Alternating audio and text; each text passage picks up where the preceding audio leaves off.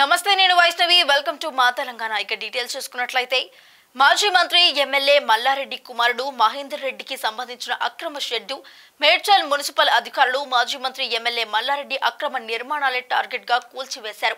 శనివారం ఉదయం మేడ్చల్ మున్సిపల్ పరిధిలోని జాతీయ రహదారిపై మేడ్చల్ డిపోకి ఎదురుగా ఉన్న రేకుల షెడ్డును టీపీఓ రాధాకృష్ణ ఆధ్వర్యంలో కూల్చివేశారు. రేకుల షెడ్లు నిర్మాణానికి ఎలాంటి అనుమతులు లేకపోవడంతో కూల్చివేసిన మున్సిపల్ అధికారులు తెలిపారు.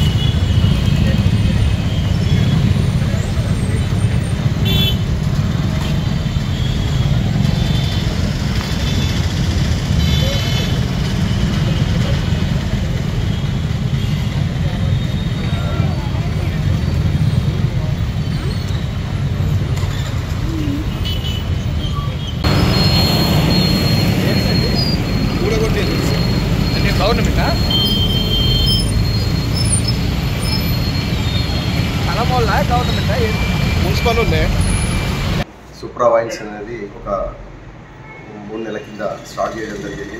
ఈ అడ్డా ఏదైతే ఉందో గత 15 సంవత్సరాల నుంచి ఉన్నటువంటి అడ్డా వేరే వాళ్ళు ఉండేది అదే ఉన్నది కదా అనే ఉద్దేశంతో లీజ్ తీసుకొని ఒక పార్ట్నర్షిప్లో మేము వన్ ఆఫ్ ది పార్ట్నర్స్ కాబట్టి మా పార్ట్నర్స్ ఇక్కడ పెట్టడం జరిగింది. కానీ పొలిటికల్ ప్రెషర్లో ఈ పాత 15 ఏళ్ళ ఉన్నటువంటి షెడ్డును ఈరోజు మున్సిపల్ వాళ్ళు వచ్చి కొలగొట్టడం జరిగింది. అయితే వాళ్ళు నోటీస్ కూడా పంపించారు. నోటీస్ పంపించిన దానికి కూడా రిప్లై కూడా ఇవ్వడం జరిగింది. అదే కోర్టు కేసులో కూడా పెండింగ్ ఉంది. కేసు పెండింగ్ ఉన్నప్పుడు కూడా కొలగొట్టదన్నా కానీ వాళ్ళు వచ్చి కొలగొట్టడం జరిగింది.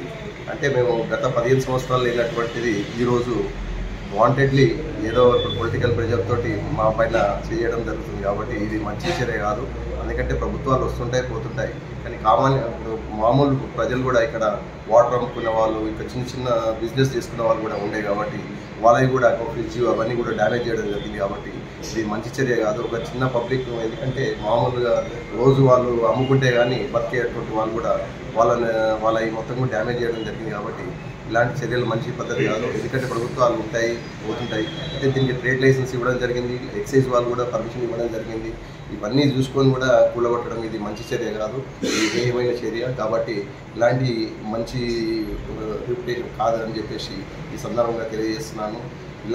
ఎందుకంటే సామాన్యుడు ప్రజాస్వామ్యంలో ఒక ధర్మం అనేది ఉండాలి. కాబట్టి ఇప్పుడు ఇలాంటివి చూసుకుంటూ పోతే 99% ఇంకా చాలామంది ఉన్నాయి. కానీ అంటే ఈ విధంగా ఎవరైతే ఇట్లా ప్రెజర్ పెట్టేసి పొలిటికల్గా చేంజ్ కావాలని చెప్పి చేయడం మంచి పద్ధతి కాదని చెప్పి